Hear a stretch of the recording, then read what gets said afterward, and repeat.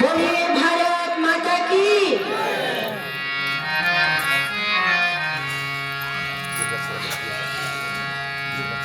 ओम स्वस्ति पंथा मनोजरे सूर्य चंद्रमसा विदा पुनरिदगिता घनता जानता संग में मही।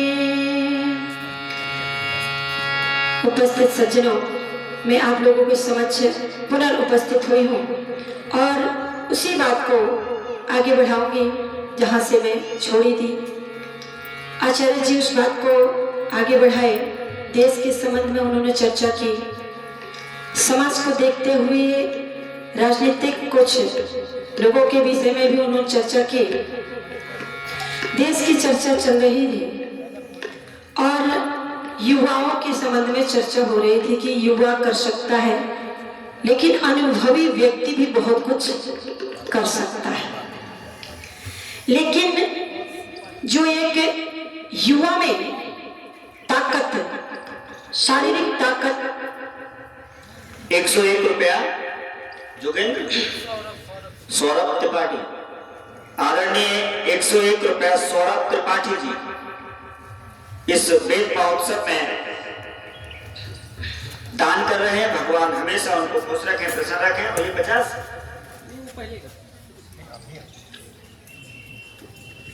चलिए। एक युवा, युवा किसको कहते हैं जी? युवा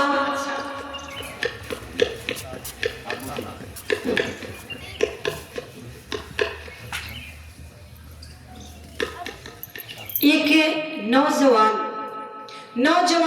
अपने आप में पूर्ण होता है। यहाँ पे कुछ नौजवान भाई भी हमारे बैठे हैं।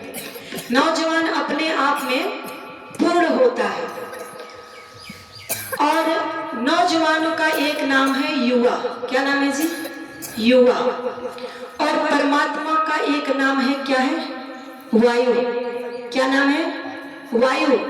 और वायु बहुत ही तेज गति से चलती है, अपना रास्ता वो स्वयं बना लेती है। वायु का उल्टा कर दीजिए, क्या हो जाएगा? वायु का उल्टा करके देखिए क्या होगा? युवा। जिस प्रकार से वायु अपना रास्ता स्वयं बना लेती है, वैसे ही ये युवा जो आज के अपना रास्ता स्वयं बनाने की ताकत रखते हैं। बशर्ते शर्त ये है कि दिशा सही होनी चाहिए। दशा के साथ साथ दिशा भी सही होनी चाहिए। नौजवान अपने आप में पूर्ण होता है। 9 का पहाड़ा पढ़ करके देख लो। एक अंक की सबसे बड़ी संख्या क्या होती है जी? एक अंक की सबसे बड़ी संख्या क्या होती है? 9। और 9 का पहाड़ा पढ़ करके देखिए, 9 का 9 ही आएगा। 9 एकम 9, 9 दूनी 18, 1 और 8 9, 9 3 27, 2 और 7 9, 9 चौके 36, 3 और 6 9, 9 5 45, 4 और 5 9। इस प्रकार से 9 का पूरा पहाड़ा पढ़ करके देखिए, 9 का 9 ही आएगा। तो ये नौजवान अपने आप में पूर्ण है, लेकिन इसकी दिशा गलत हो जा रही है। ताकत तो है, शक्ति तो है, लेकिन इस शक्ति को कहाँ लगाना चाहिए ये भूल जाते हैं, अपने रास्ते से भटक जाते हैं। आज दुर्भाग्य हमारे देश का कि हमारे देश में सबसे ज्यादा युवा पीढ़ी नशे में झूम रही है। और विचार करके देखिएगा कि जो नौजवान, जो युवा पीढ़ी नशे में है, क्या वो देश के संबंध में सोच सकता है जी? राष्ट्र के विषय में सोच सकता है? क्या अपने परिवार के विषय में सोच सकता है?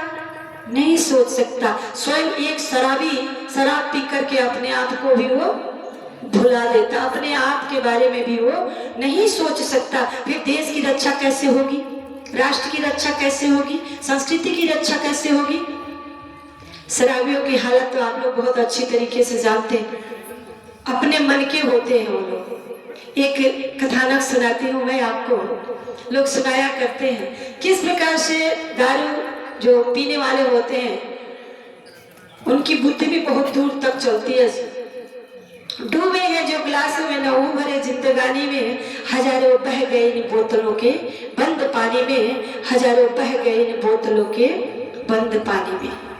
एक बार एक शराबी शराब पी करके मंदिर के आगे लेट गया। सुनो ध्यान से, ये कितना अपनी बुद्धि दूर दूर तक चलाते हैं। ये शराबी शराब पी करके मंदिर के आगे लेट गया। अब पुजारी जी आए, मंदिर को साफ करने के लिए, झाड़ू लगाने के लिए आए। अब क्या देखते हैं, शराबी शराब पी करके मंदिर के आगे लेटा हुआ है। पुजारी जी कहते हैं कि भाई यहाँ से तुम जाओ, सफाई करनी है, मंदिर की सफाई करनी है, यहाँ से तुम जाओ। ये कहने लगा कि पुजारी जी, क्योंकि चढ़ी हुई थी, ये कहने लगा कि पुजारी जी मैं यहाँ से चला तो जाऊंगा, लेकिन मेरा शर्त ये है कि आप मेरे प्रश्नों का उत्तर दे दोगे तो मैं यहाँ से चला जाऊंगा। पुजारी जी कहने लगे शराबी है, चलो कुछ पूछता है बता देते हैं, उत्तर दे देते हैं, चला जाएगा। ये कहने लगा कि पुजारी जी ये बताइए ये मंदिर किसका है। पुजारी जी कहते हैं कि ये विष्णु भगवान का मंदिर है। किसका है? विष्णु भगवान का मंदिर है। अब देखिए शराबी की चाल, कहने लगे विष्णु भगवान कौन है। पुजारी जी कहते हैं विष्णु भगवान देवताओं में सबसे बड़े हैं। शराबी कहता है कि देवताओं में सबसे बड़े हैं विष्णु भगवान। ये बताओ ये देवताओं में सबसे बड़े हैं तो शेषनाग के फन पे क्यों पड़े। पुजारी जी कहते हैं कि चलो भाई शेषनाग बड़ा है। शराबी कहता है शेषनाग बड़ा है, शेषनाग बड़ा है तो शंकर भगवान के गले में क्यों पड़ा है। पुजारी जी कहते हैं चलो कैसे भी छुट्टी कर ले, चलो शंकर भगवान बड़े हैं। अच्छा ये बताइए, आप ही कह रहे हो पुजारी जी की शंकर भगवान बड़े हैं, कैलाश शंकर भगवान यदि बड़े हैं तो कैलाश पर्वत पे क्यों चढ़े हैं। चलो भैया हम मान लेते हैं कैलाश पर्वत बड़ा है। ये बताइए कैलाश पर्वत बड़ा है तो हनुमान जी अपने हथेली पर लेकर के क्यों उड़ा है। चलिए हनुमान जी बड़े हैं। अब शराबी कहता है कि हनुमान जी बड़े हैं, हनुमान जी बड़े हैं तो राम के चरणों में क्यों पड़े हैं, क्योंकि राम जी बड़े होंगे तभी तो चरणों में पड़े। पुजारी जी कहते हैं चलो भैया राम जी बड़े हैं। शराबी कहता है कि राम जी बड़े हैं, राम जी बड़े हैं तो रावण से क्यों लड़ पड़े। चलो भैया रावण बड़ा है। अच्छा पुजारी जी आप ही कह रहे हो कि रावण बड़ा है, ये बताओ रावण बड़ा है तो सीता को लेकर के क्यों उड़ा है। चलो भैया सीता जी बड़ी है, सीता जी बड़ी है, सीता जी बड़ी है तो अशोक वाटिका में क्यों पड़ी है। पुजारी जी कहते हैं कि चलो अशोक वाटिका बड़ी है। शराबी फिर कहता है कि ये बताइए आप ही कह रहे हो कि अशोक वाटिका बड़ी है, अशोक वाटिका में अगर अशोक वाटिका बड़ी है तो राक्षसी क्यों पड़ी है वहां। पुजारी जी कहते हैं चलो भैया राक्षसी बड़ी है। शराबी कहता है कि आ गए लाइन पे, आप ही कह रहे हो कि राक्षसी बड़ी है। अच्छा राक्षसी बड़ी है, राक्षस बड़े हैं तो राक्षस क्या पीते हैं जी, शराब। और राक्षस बड़े हैं, आप कह रहे हो कि राक्षस बड़ा है इसलिए मैं सबसे बड़ा हूँ और पी करके पड़ा हूँ, मुझे क्यों हटा रहे हो। शराबियों की हालत ऐसे होती है। प्रिय सज्जनों ये नशा नाश कर देती है, अपने बारे में भी सोचने के लिए ताकत नहीं रह जाता है। आइए इस नशा को छोड़ने का प्रयास करें। आइए कवि ने बड़ा सुंदर गीत लिखा, जरा गीत को सुनो।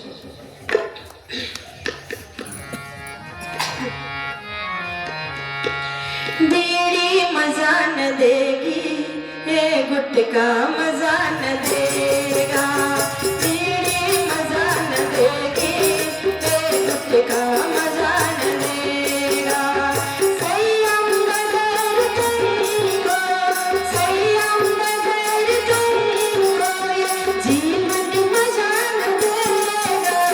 बीड़ी अजी गुटका अजी पौवा मजा न देगी, ये बीड़ी मजा न देगी, मजा न देगी।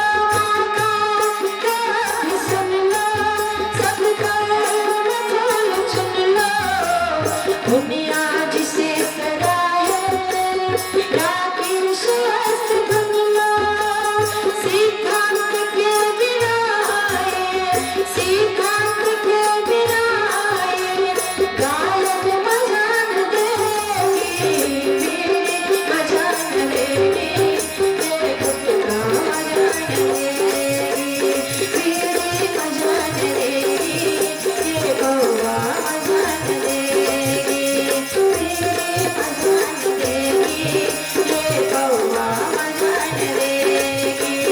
सैयम गदर तुमको, सैयम गदर तुमको, जीवत मजान देगी, पीड़ी मजान देगी, ये गुटका मजान देगी, पीड़ी मजान देगी, ये गुटका मजान देगी। प्रिय सज्जनों, युवा भाइयों, यदि कोई शराब पी करके नालियों में लेटता है, उटपटांग हरकतें करता है, उसका विनाश हो जाता है, उसके परिवार का विनाश हो जाता है। उन माताओं बहनों से जाकर के पूछिए जिस परिवार में कोई व्यक्ति शराब पीता है, उन बहनों की दुर्दशा हो जाती है, परिवार बिखर जाता है, बच्चे रोते बिलखते, सब कुछ नष्ट हो जाता है। फिर यदि परिवार की रक्षा नहीं होगी, फिर देश की रक्षा कैसे हो सकती है? तो आप लोगों को आगे आना है। अगर हमारे गांव के आसपास, शहर के आसपास, मोहल्ले के आसपास यदि कोई शराब का ठेका खुल रहा है, यदि आप लोग चाहते हो कि आपका बच्चा शराबी न बने, क्योंकि जब शराब का ठेका होगा उसमें कुछ नौजवान पहले से, कुछ व्यक्ति पहले से पीने वाले होंगे, और फिर उसी संगत में आपका बच्चा, आपका नौजवान जाएगा, और फिर वो भी संगत का प्रभाव उस पर पड़ेगा और वो भी शराबी बन जाएगा। तो आपको ये कदम उठाना है। आपके क्षेत्र में, आपके शहर, आपके गांव, आपके कस्बे में यदि कोई दारू का ठेका खुल रहा हो तो उसको उखाड़कर फेंकने का प्रयत्न करिए। ये युवा कर सकता है, एक युवा कर सकता है, और इतना यदि कर दिया तो देश की रक्षा कुछ तो होगी, कुछ संस्कृति की रक्षा होगी, और एक नौजवान वो कर सकता है जो देश के ऊपर मरता है, मिटता है, संस्कृति की तरफ जाता है, संस्कृति के लिए वो मरता है, मिटता है, तो उसके चरणों के धूल सब लोग बनना चाहते हैं, उसके चरणों में सभी लोग न्यौछावर हो जाना चाहते हैं।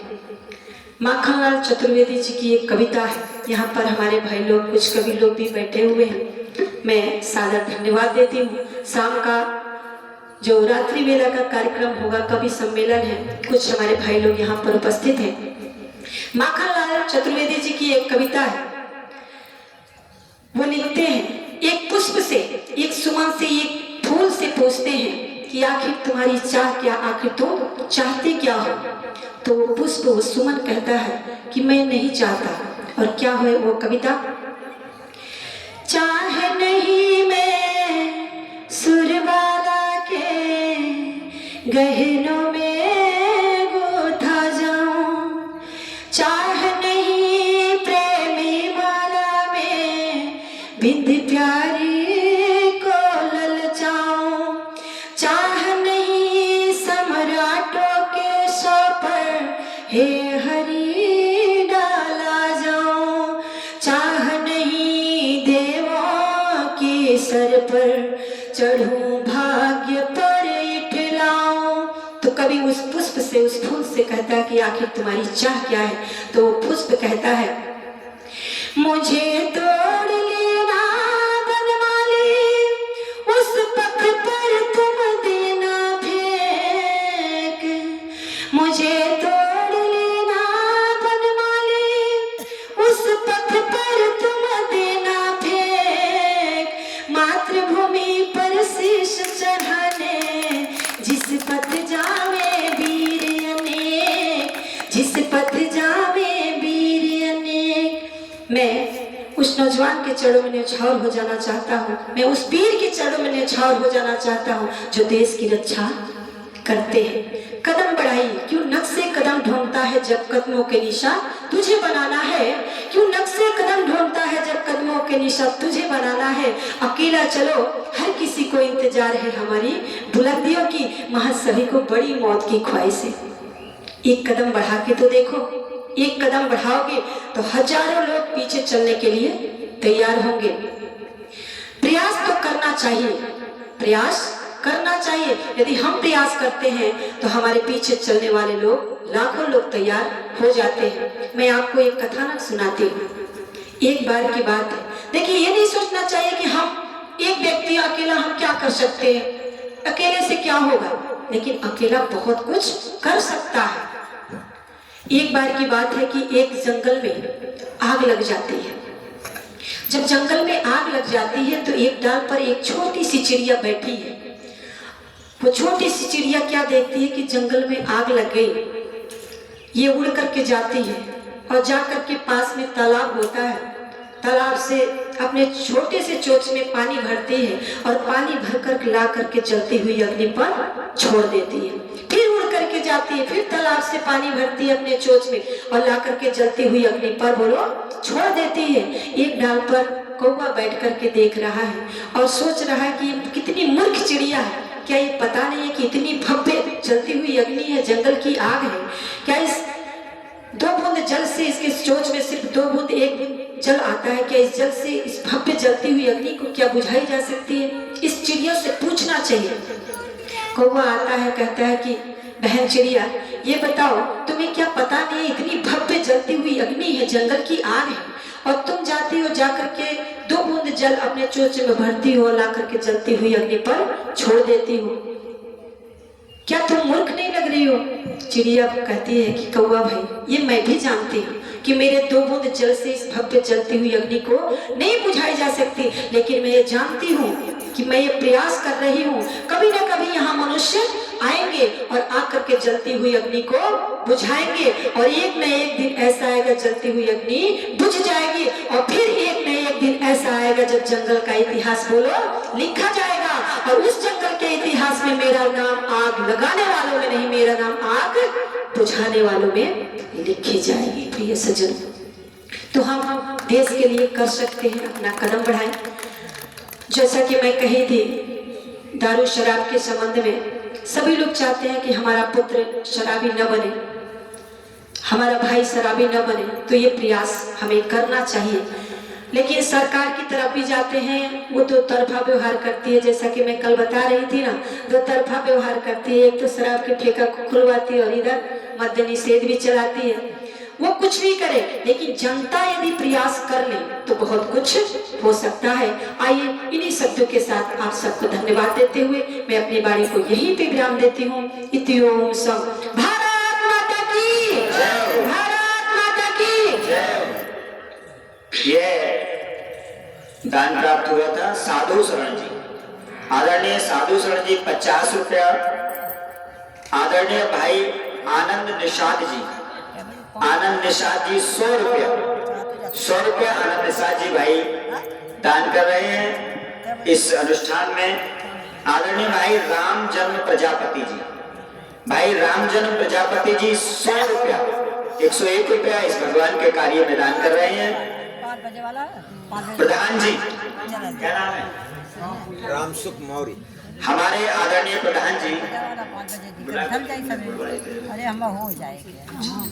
आदरणीय प्रधान जी राम सुख मौर्य जी, जो वर्तमान प्रधान है शाहपुर औराव, ग्राम शाहपुर औराव के वर्तमान प्रधान जी आदरणीय श्री राम सुख मौर्य जी 501 रुपया अपने धन से इस अनुष्ठान में कार्य में दान कर रहे हैं। भगवान आपको खुश रखें, प्रसन्न रखें, और गांव के विकास को आप और आगे लेकर के जाओ, ऐसी हम सब कामना करते हैं।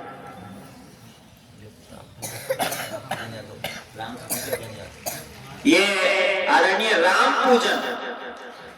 पूजन यादव जी 101 रुपया, 101 रुपया आदरणीय राम पूजन यादव जी भगवान के इस अनुष्ठान में, वेद कथा में, हर समाज में भगवान के लिए अर्पण कर रहे हैं। भगवान आपको हमेशा खुश रखे, प्रसन्न रखे।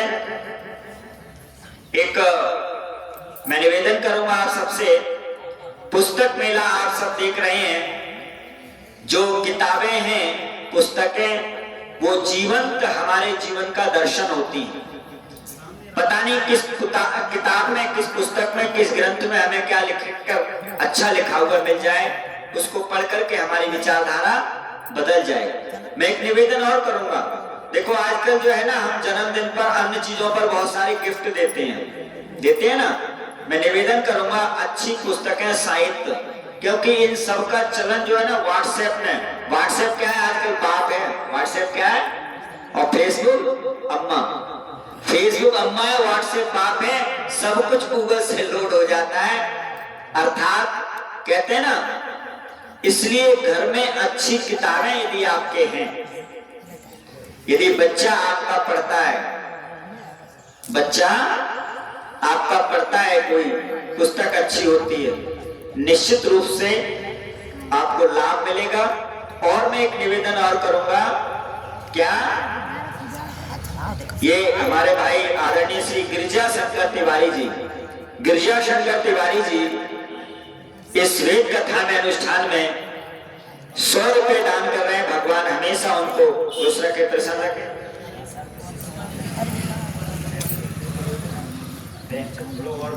छोटे भाई के जो रह गए कार्यकर्ता, तो पुस्तक मेला लगा हुआ है, आप उस में बहुत अच्छी अच्छी पुस्तकें हमारे आदरणीय हरि कौशलपुरी जी ने जो स्टॉल लगाई है, सत्याग्रह प्रकाश में उपलब्ध है।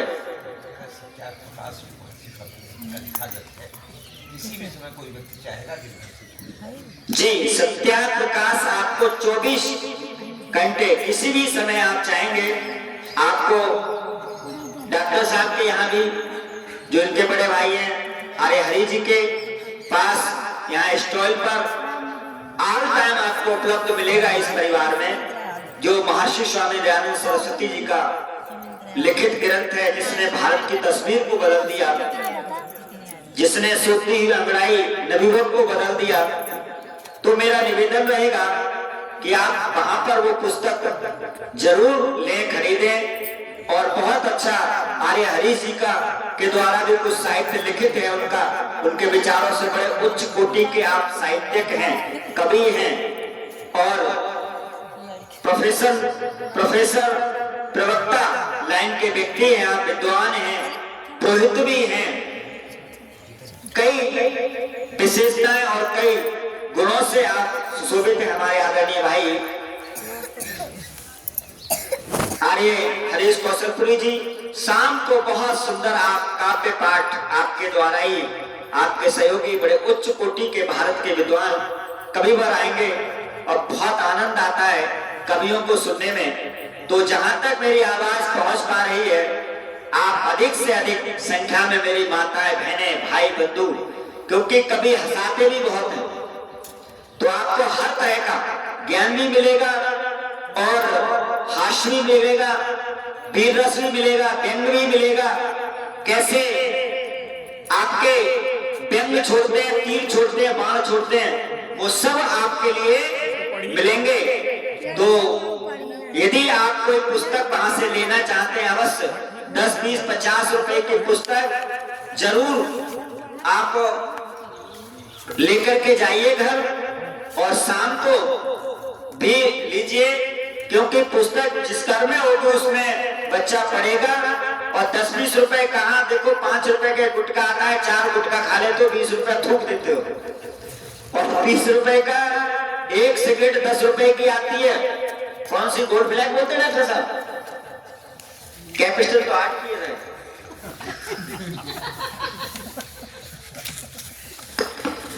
हाँ, कैपिस्टल शायद 8 की है। मुझे सुनना चाहिए कि जानकारी कैसे बड़ा गड़बड़ हो जाता है कभी।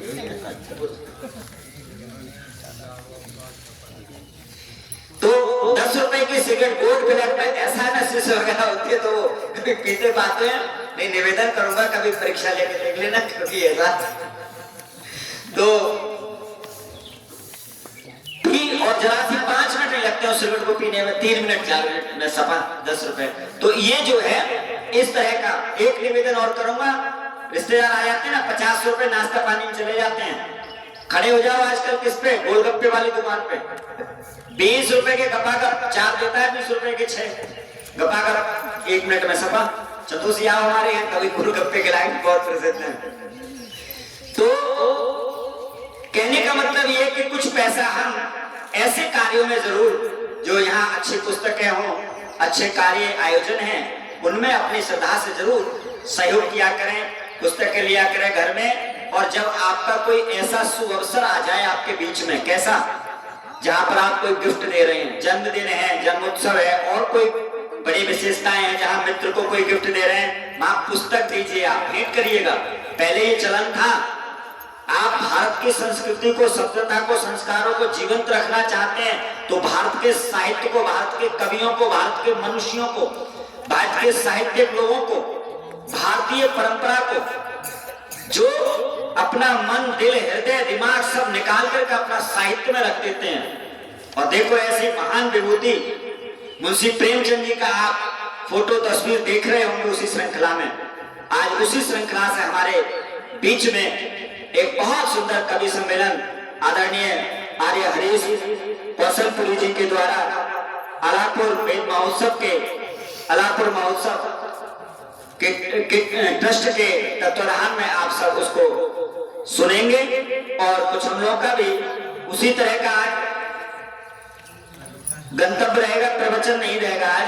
आज हम भी गोलगप्पे वाली बात करेंगे, सुनेंगे और कुछ सुनाएंगे भी, 2-1 कविता। तो इस तरह से अधिक से अधिक, और हमारे नवयुवक तो बहुत आते हैं और लग रहा है कि आज भीड़ भाड़ रहेगी। आप कहां से हैं भैया जी? मुजाहिदपुर से। तो शाम को आएंगे? हाँ, और रुकिएगा अगर मतलब, और बहुत से सारे हमारे कौशलपुर जी के बहुत शिष्य हैं, वो सब आएंगे तो बड़ा आनंद आएगा। और हम लोग अभी चाय गरम पी के थोड़ी गर्मी लेकर के गाँव में निकलेंगे और लोगों को लाएंगे इकट्ठा करके, चलो आज कवि सम्मेलन है परसों। बड़ा अच्छा लगता है क्योंकि कवि जो है ना, सामाजिक व्यवस्था को आपके सामने रखते हैं, राजनीतिक व्यवस्था को आपके सामने रख लें और 5 मिनट में ना ऐसा तीर छोड़ते हैं कि चुभ जाता है, ऐसी बात कही जाती है। तो उन कवियों का सबका इस मंच पर बहुत ही धन्यवाद, आभार उनका। मैं आर्य हरीश जी से निवेदन करूंगा, वो कोई शाम की व्यवस्था आप 2 मिनट में रखें तो और अच्छा रहेगा। हाँ, मंच पर आए। ये राम पूजन यादव जी 100 रुपए राम पूजन जी इस कार्य में दान कर रहे हैं। जितन यादव जी, भाई जितन यादव 200 रुपया भगवान के इस कार्य में दान कर रहे हैं। और गुप्त दान हमारी कोई महिला बहन जी हैं रामनगर से 50 रुपया गुप्त दान कर रहे हैं। कहते हैं ना गुप्त दान महादान। तो इन सभी दानदाताओं को भगवान उन्नति करे, तरक्की करे, विद्यावान बने जी। 8 साढ़े 8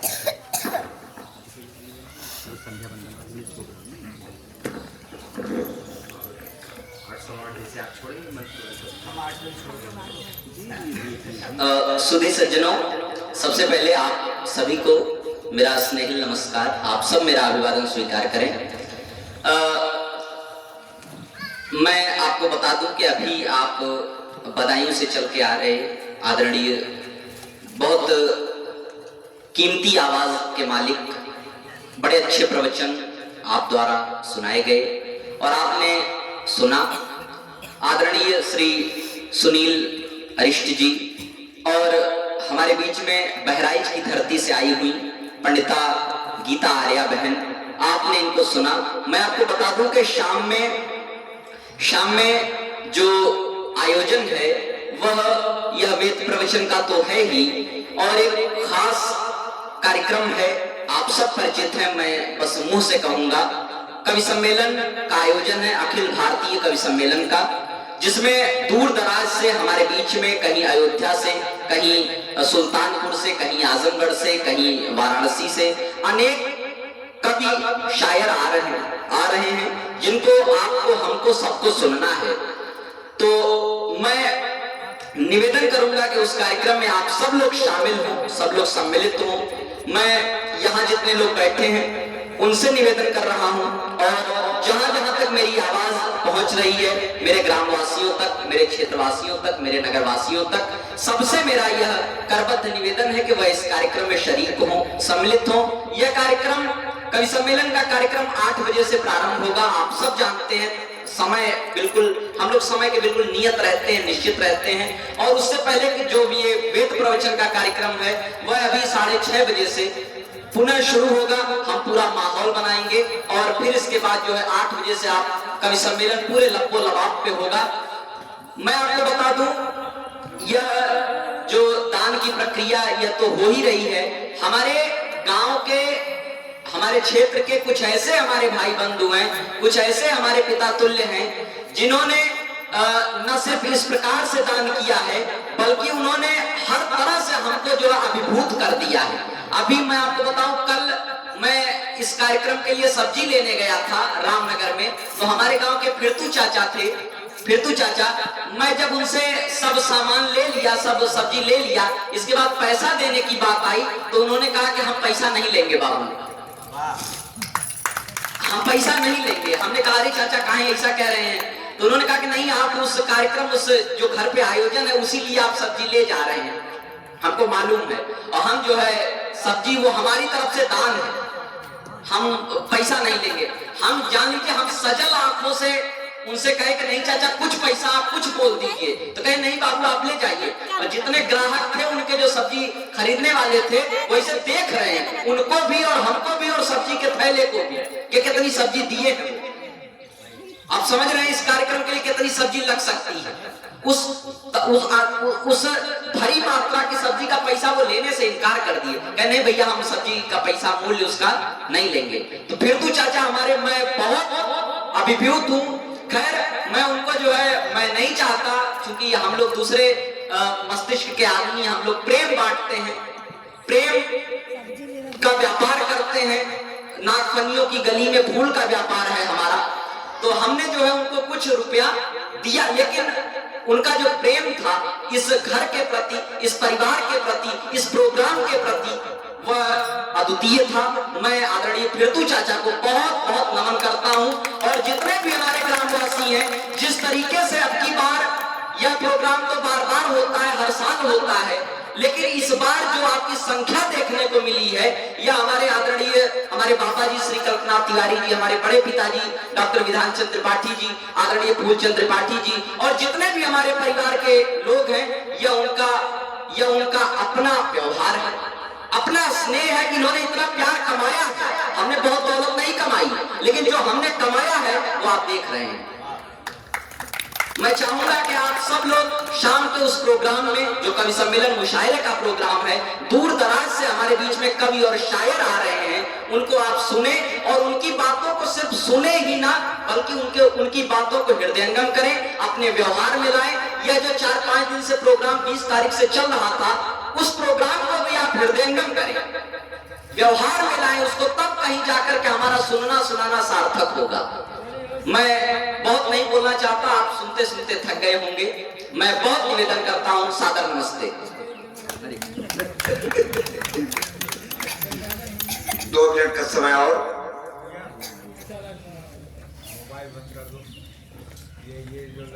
भैया सुनो, एक बार जरा ऊंचे स्वर में आप लोग बोलेंगे, बोलिए वेद भगवान की।